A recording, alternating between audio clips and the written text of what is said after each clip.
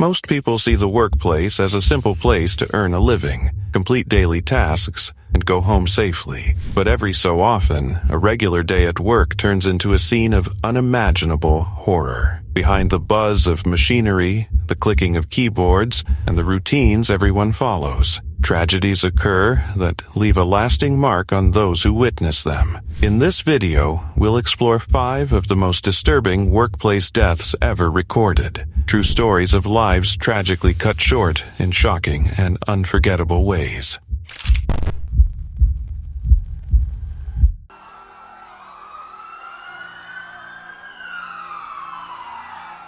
It was October 29, 2013, in Ulkensplat, Netherlands, a day that began like any other for 2 young technicians, 19-year-old Don Koos and 21-year-old Arjan Cortes. They arrived at the Piet Dewit wind farm, ready for what should have been a routine maintenance job on a 260-foot Vestas V66 wind turbine. Alongside 2 experienced colleagues, they climbed into the narrow metal tower, surrounded by ladders, wires, and equipment. 5 ladder sections, each nearly 80 feet high, stood between them and the turbine's top. From there, the NL, the box-shaped hub containing the turbine's moving parts, awaited. The wind howled outside, the day bright and deceptively calm, and yet danger was lurking where no one expected it. Wind turbines are symbols of clean energy, icons of progress, and seemingly safe. Accidents were rare, almost unheard of, until that day. As the men ascended,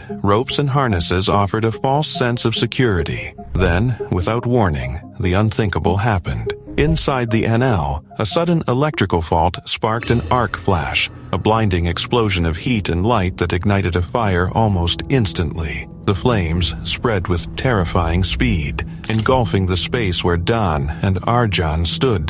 The 2 older technicians managed to escape, climbing through the fire, hearts racing, as smoke and heat seared the air. But Don and Arjan were trapped. The fire had cut off their only path down, leaving them stranded nearly 80 meters above the ground. Panic, fear, and the impossible choice of survival closed in. Stay and face the fire, or leap into the unknown. In those final, unbearable moments, they clung to each other, a bond forged in sheer terror. A local resident captured that haunting embrace in a photograph, a frozen testament to fear, courage, and tragedy. Arjan made the leap, plummeting toward the base where emergency responders rushed to him.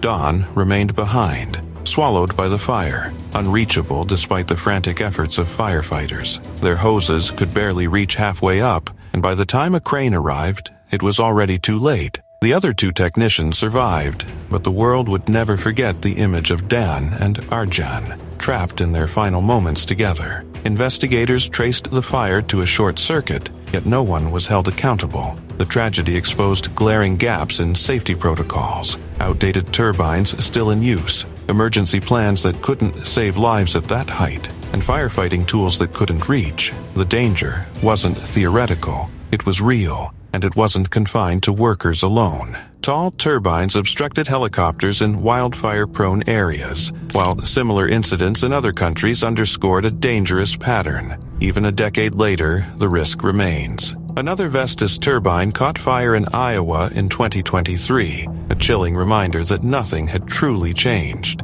But the image of Don and Arjan, locked together above the flames, continues to resonate. It's a stark, unforgettable warning. No technology is worth a life, and safety cannot be optional. Their story lingers in the mind, a pulse of fear and sorrow that reminds us all how fragile human life can be when faced with the unimaginable. Florida man dies after falling into wood chipper. A horrifying accident occurred when a landscaper was killed after falling into a wood chipper in Davie, Florida on Monday afternoon. It was a sweltering afternoon in 2014 in Davie, Florida. Hernand Gutierrez, 42, a hardworking landscaper originally from Guatemala, arrived at a quiet neighborhood job site with 2 co-workers. Hernand had spent 14 years in the United States, saving every dollar, dreaming of leaving landscaping behind to start his own roofing business. That Monday seemed like any other, a routine day of clearing brush under the relentless sun. His girlfriend, Karen Gomez Pereira, remembered him as someone always in high spirits. full of plans and hope. They had even talked about marriage. He was building a future, one small step at a time. But that day, fate had other plans. Hernan and his co-workers were operating a large industrial wood chipper, a machine designed to tear branches apart with unforgiving spinning blades. Around 4:15 p.m., something went horribly wrong.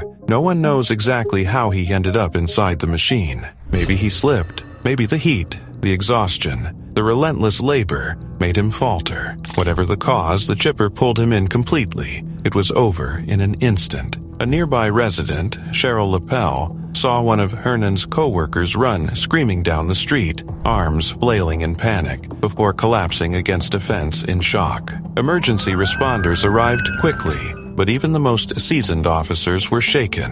Captain Dale Engel of the Davie Police later said, "I've been in police work 20 years. I've never seen anything like this." By the time the night settled in, officers were still recovering Hernan's remains from the mulch. Counselors were called in to support them. Some officers needed help immediately, unable to shake the horror of what they had witnessed. Karen learned the news from a co-worker, struggling to find the words through tears. "You have to be strong," he said, barely able to speak. But what can anyone say in the face of such a sudden, senseless loss? Hernan had dreams, love, a life he was building step by step, and in a matter of seconds it was gone. His family in Guatemala, whom he hadn't seen in 14 years, would now receive him for a final farewell, a cruel twist of fate he never deserved. The company Hernan worked for offered condolences, but the investigation was ongoing. OSHA stepped in, but for those who knew him, the answers couldn't undo the pain.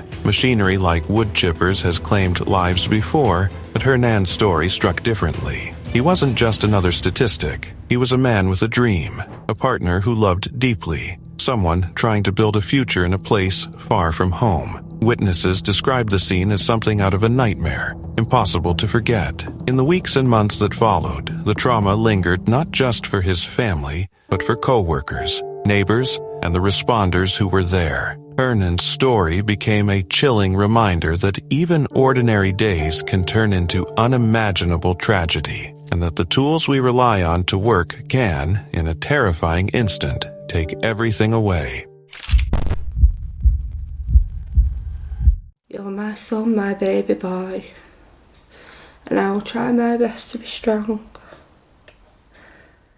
It was January 8, 2013, in Bury, Greater Manchester, England, a day that began like any other for 16-year-old Cameron Menshaw. Fresh out of school, he had just started his first job, a government-funded apprenticeship at Huntley Mount Engineering Limited, a small metalwork factory tucked away in an industrial area. Cameron was proud and hopeful, filled with the kind of quiet ambition that drives teenagers forward. He dreamed of becoming an engineer, of learning skills that would one day allow him to support his family and carve out a life of independence. As the eldest of 4 siblings, he carried a weight of responsibility, but also a determination that made his family proud. That morning, like so many others, he set off with optimism, unaware that the day would take a dark and irreversible turn. From the outside, the factory looked unremarkable, but inside, danger lurked in plain sight. The factory was run by 59-year-old Zafar Hussain and supervised by his son, 35-year-old Akbar Hussain. Machines whirred and clanged,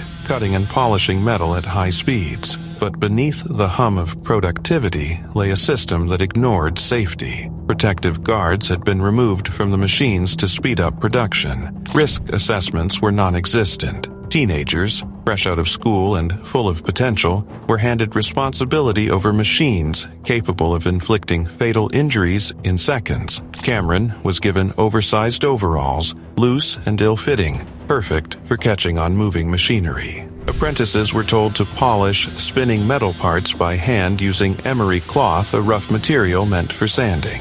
They were shown only the briefest demonstration, expected to learn the rest from other inexperienced workers. Every action was a gamble. Every moment carried invisible danger. On that fateful morning, Cameron followed the instructions he had been given. He approached the lathe, a machine spinning metal at a terrifying 2,800 revolutions per minute. A simple misstep on his loose sleeve was enough. In a horrifying instant, Cameron was pulled into the machine. caught in the relentless, merciless motion of metal. His body was trapped, his head and upper body crushed. The sounds of machinery clashing, of frantic shouts, filled the factory. Emergency crews were called, firefighters rushed to free him, and he was airlifted to Withshaw Hospital, but the damage was already done. At 12:20 p.m., Cameron was pronounced dead. His mother, Joanne Hill, was left devastated, having driven him to work that very morning, never imagining it would be the last time she'd see her son alive. The investigation that followed revealed shocking negligence at every level. The factory's lack of safety protocols, combined with inadequate training and oversight, painted a grim picture of preventable tragedy. The court confirmed that Cameron's death could have been avoided had the company implemented even the most basic safety measures. Zafar Hussain was sentenced to 8 months in prison and banned from being a company director for 10 years. Akbar Hussain received a 4-month suspended sentence, a $3,000 fine, and was ordered to pay $15,000 in court costs. The company itself was fined $150,000 and faced additional costs of $15,000, while the recruitment agency that placed Cameron there, Lime People Training Solutions, was fined $75,000 and ordered to pay $25,000 in court costs. Judge David Stockdale described Cameron's death as the result of gross negligence, emphasizing that the young apprentice had been let down by those who should have protected him. He also praised Joanne Hill for her incredible strength and composure during the courtroom proceedings. But no amount of justice could undo the loss of Cameron's life. He was only 16, brimming with potential, dreams, and ambition. He had been taking his first steps into adulthood when a system designed to protect him failed utterly.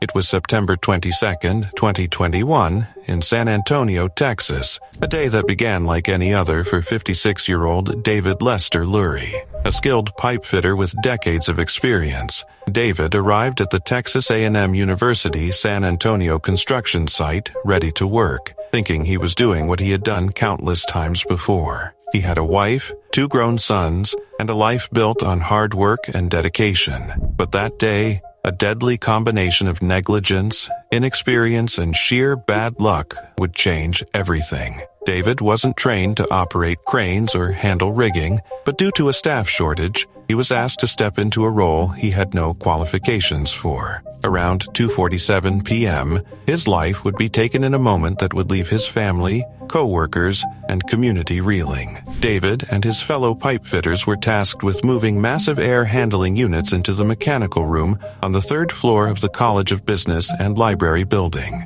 These units, essential for the building's central air system, weighed several tons. The lift was managed by TNT Crane and Rigging, with Byrne Construction Services as the main contractor, and David's employer, Way Mechanical, acting as a subcontractor. The first unit went up without incident, but the second unit would prove fatal. Court records later revealed that the crane operator wasn't qualified. A second superintendent had to be brought in just to monitor him, and the official lift plan was ignored entirely. The operator made up his own plan and shared it with no one. The math in the approved plan was wrong, but no one double-checked it. David and his co-workers, pipe fitters by trade, were thrust into roles as riggers and spotters with no training whatsoever. Adding to the danger, the weather had turned against them. Winds gusted up to 45 mph, far above the company's safety threshold of 25-30 mph. The crane's wind gauge was broken, and no one told the workers how strong the gusts were.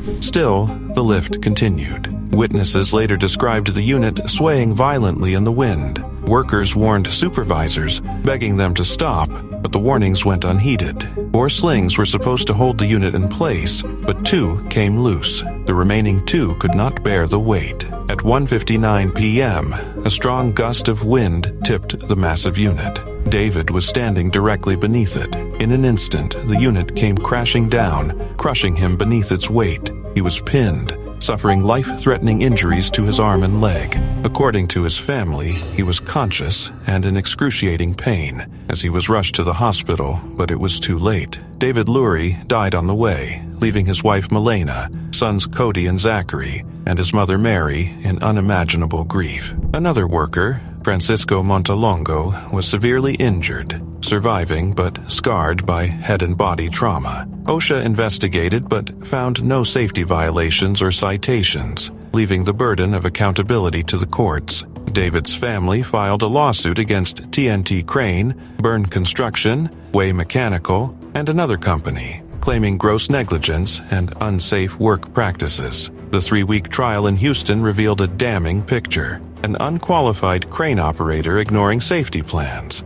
untrained workers forced into dangerous roles, and supervisors turning a blind eye despite clear and present risks. The wind was too strong, the rigging was unstable, and no one intervened to stop the disaster. The jury delivered a historic verdict. David's family was awarded $160 million in compensatory damages, followed by $480 million in punitive damages, a total of $640 million, or one of the largest personal injury settlements in Texas history. TNT Crane bore the brunt of responsibility, while Way Mechanical and the other companies shared the remainder. The family will receive equal shares, a bittersweet reminder of justice in the face of irreparable loss. He was buried on October 7, 2021, in Katy, Texas. He should still be here, sharing laughter and love with those who depended on him. But thanks to negligence, he is gone, and his story stands as a stark, haunting reminder that cutting corners and ignoring safety can have catastrophic consequences. It was May 18, 2023, in the sweltering bush of Luanda National Park, deep in Malawi's Machinga district. 28-year-old Ivano Bandanda, a dedicated ranger with African Parks, arrived for duty like any other day. Known among his team as brave, hardworking, and dependable, Ivano had spent 4 years protecting the park's wildlife, navigating one of Africa's most dangerous environments. But that day, danger didn't wait for him to find it. It came charging from the shadows. Earlier that morning, park officials had received an urgent call from nearby villagers. A buffalo had escaped the park's boundaries near Massa Camp. This wasn't just an ordinary breach. Sections of the electric fence had been stolen, taken by locals to make illegal snares traps designed to kill wildlife. The consequences were immediate and deadly. A loose buffalo wasn't just a threat to the animals, it was a threat to humans.